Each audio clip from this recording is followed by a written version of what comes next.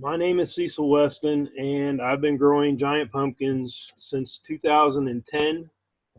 My personal best pumpkin is 1,921 pounds, and I did a lot of research on soil because I believe soil is really what we can do the most changing to.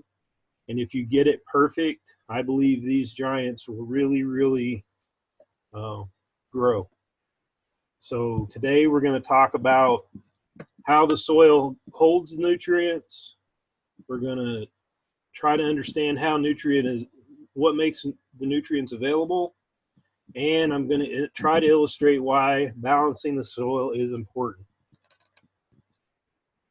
So if any of you have done soil testing, you've seen the CEC as a number on your soil. That's the ability of your soil to hold on to nutrients.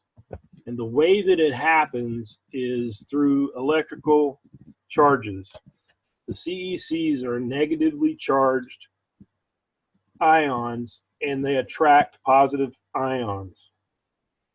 The more CEC you have, the more your capacity in your soil to hold on to nutrients. The sandier your soil, the lower capacity you have. So if you have, as we read this, in order for your soil to absorb nutrients, the nutrients must be dissolved. The nutrients, whenever they're dissolved, they become ions, which means that they're charged. And then it gives an example here of sodium chloride. There's a positive sodium atom ion and a negative chloride ion. And in this example, the sodium is positive.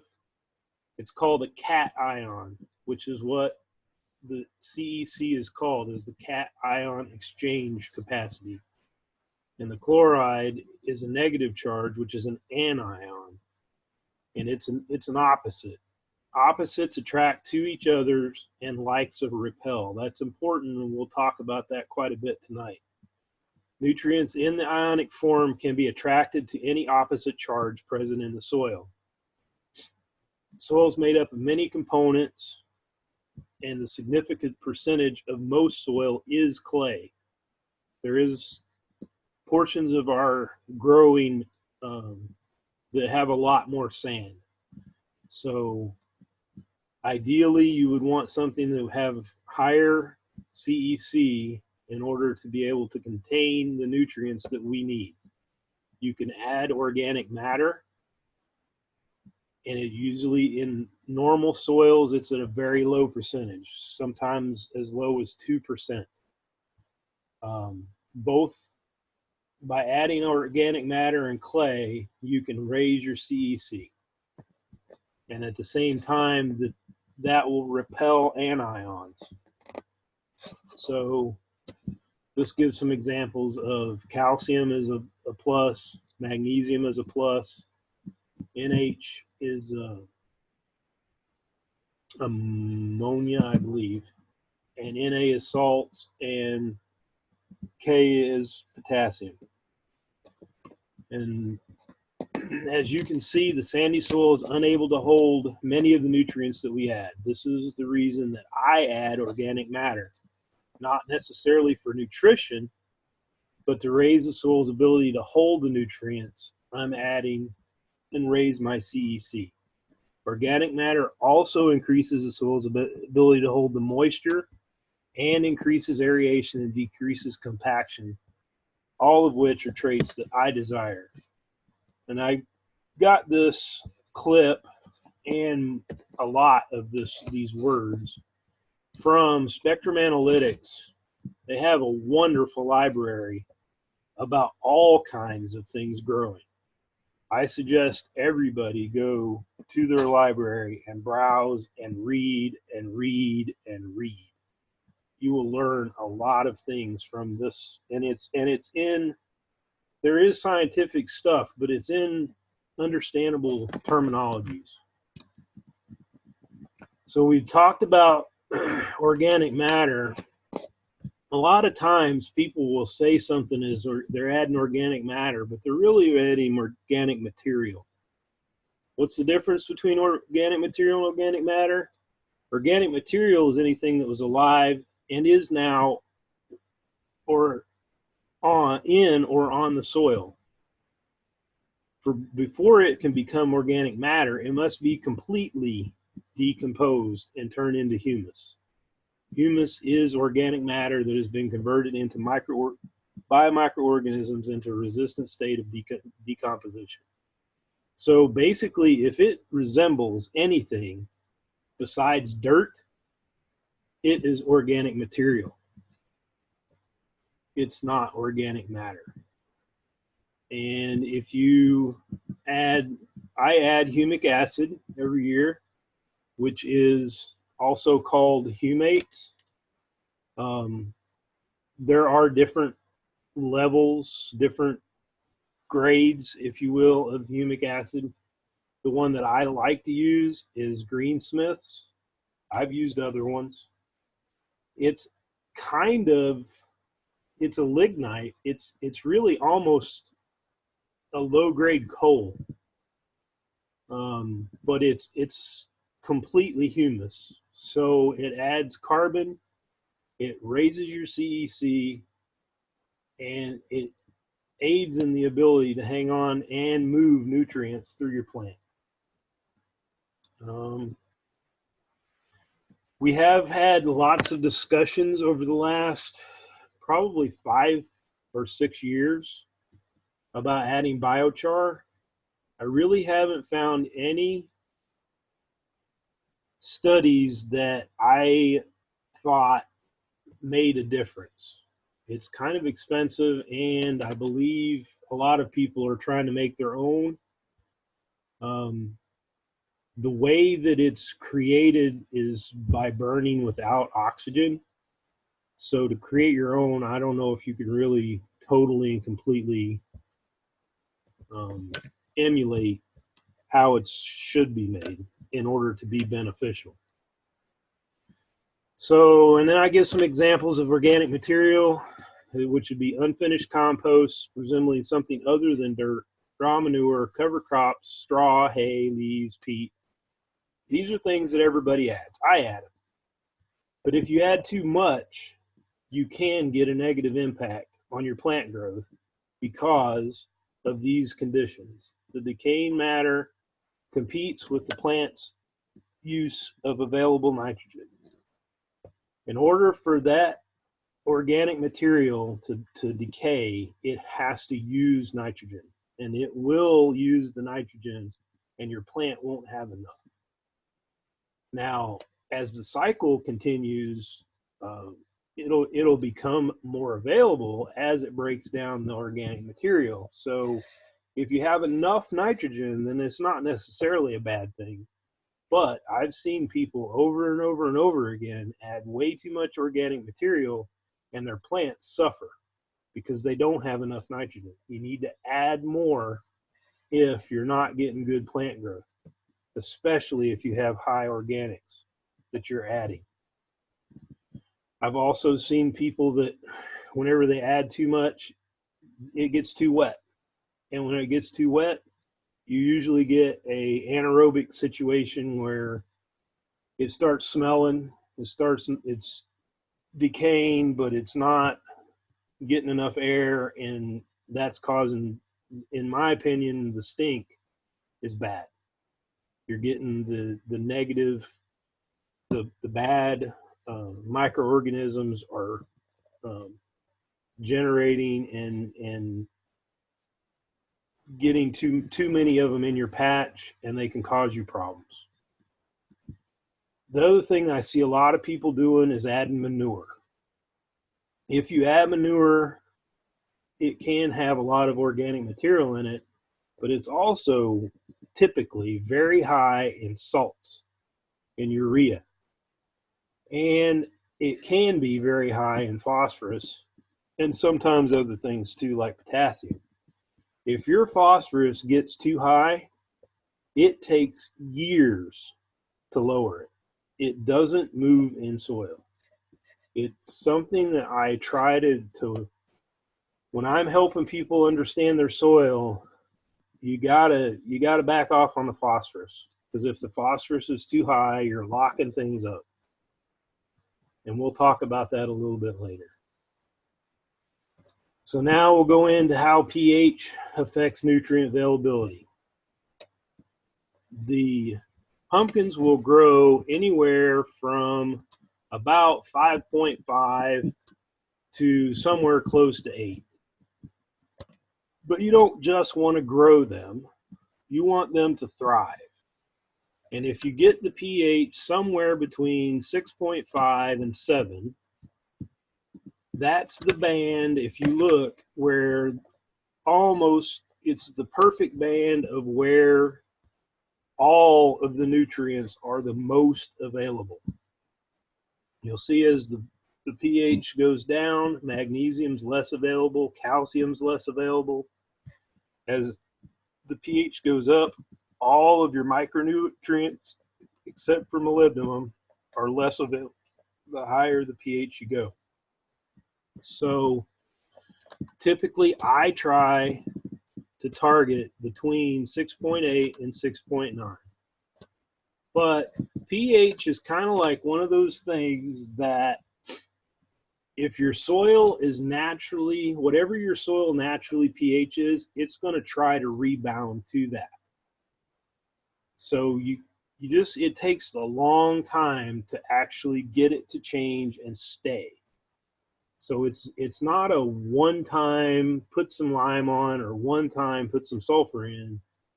If your pH is normally, and I've seen it, way up here by 8, you may never get it below 7.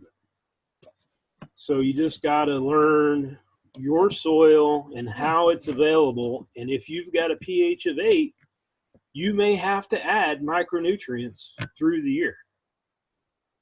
And you just have to know that.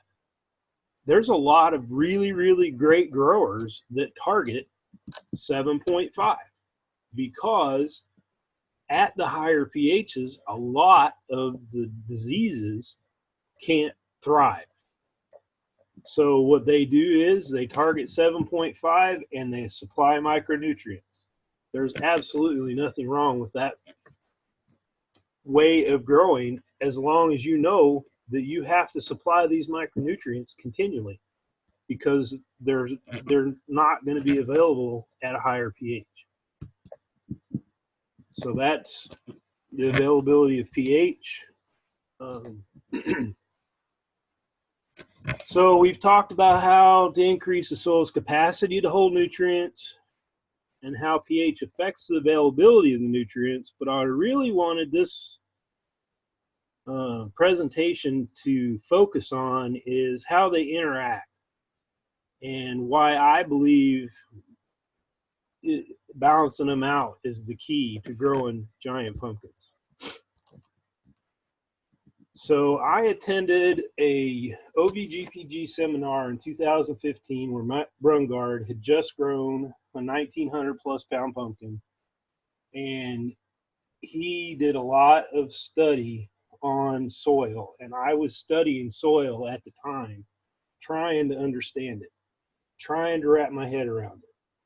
I had used the soil calculator a couple of times and it worked, but I wasn't really, I mean, I had read a lot of things and I wasn't really wrapping my head around how the nutrients, I was just taking what was written down and saying, well, these ratios are what I have to strive for, but I didn't really know why.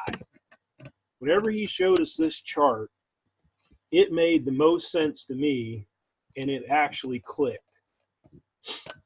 So to describe the chart, I've got a whole list of things over here on the right. The left half of this chart, so all of these nutrients are all your cat ions.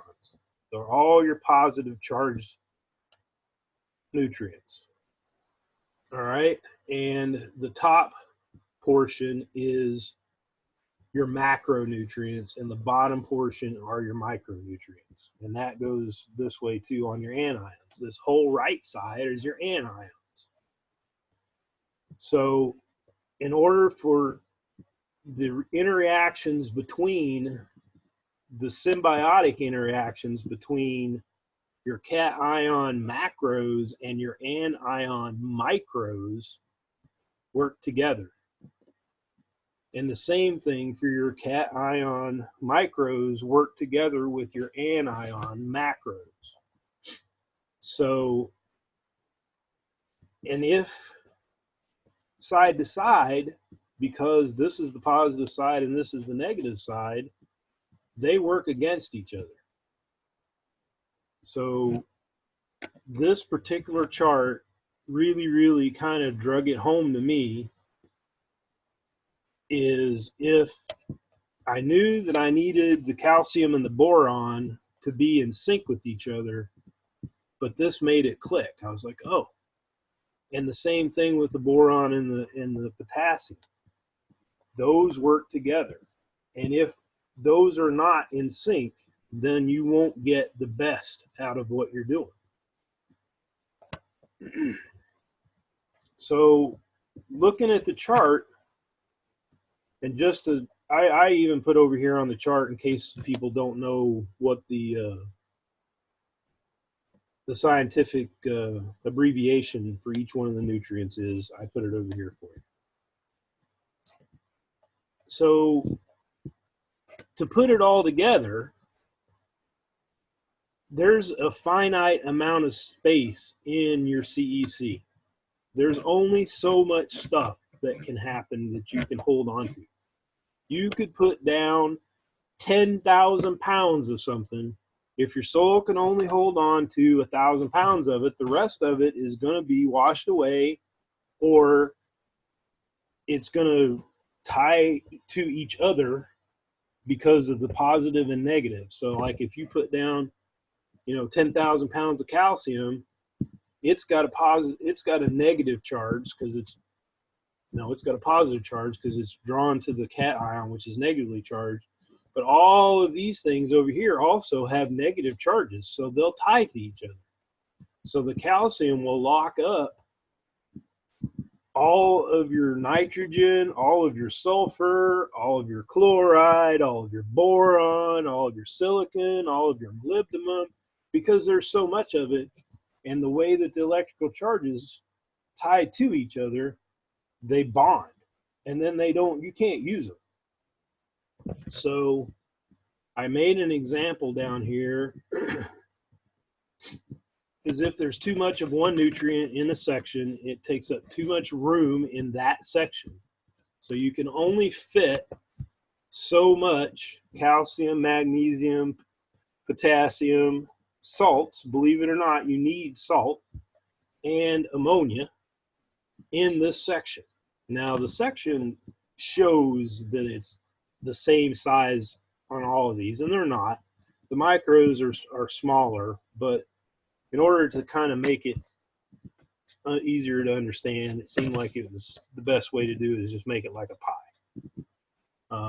But regardless of that, there's still a finite amount of ability of your soil to hold on to things. And if you get them balanced and you get the right amount key to each other in the ratios, then I think using the soil calculator, I have helped more than 100 growers best their personal best by as much as 600 to 700 pounds simply by balancing their soil. Some growers that had been growing for 20 plus years that were great growers, the first time they used the output from the soil calculator went from 1,600 pound pumpkins to 1,900 pound pumpkins. And that was all they changed. So, and I'm one of them. I went from a 1,300 pound pumpkin to a 1,700 pound pumpkin the first year I used it. And then I was like, whoa, And the next year I used it, I went from 1,700 pounds to 1,900 pounds. So I really believe that balancing the soil is the difference. I give some examples down here. Is if your phosphorus is too high, then you're going to have less available nitrate, sulfur, chloride, because the anions is too high of a percentage. The symbiotic micronutrient partners, copper, cobalt, iron, magnesium, and zinc, are unavailable. The antagonistic micronutrient neighbors, calcium, magnesium, potassium, sodium, and nitrogen, are also tied up or attracted to the abundance of negatively charged phosphorus. And because the macro cations are fewer in number for availability, their symbiotic partners, boron, silicon, molybdenum, and nickel, don't have anyone to work with. It's not just phosphorus. I just use phosphorus because I see hundreds and hundreds of soil tests where the phosphorus is reaching 250 to 300 parts per million, and that's too high. You really don't need your phosphorus to be over 150, and that's high. So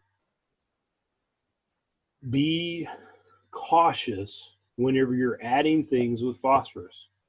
It takes years to change your phosphorus levels.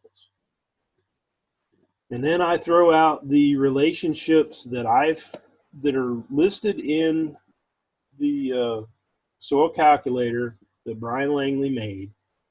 And these relationships are the ones that are very important to each other.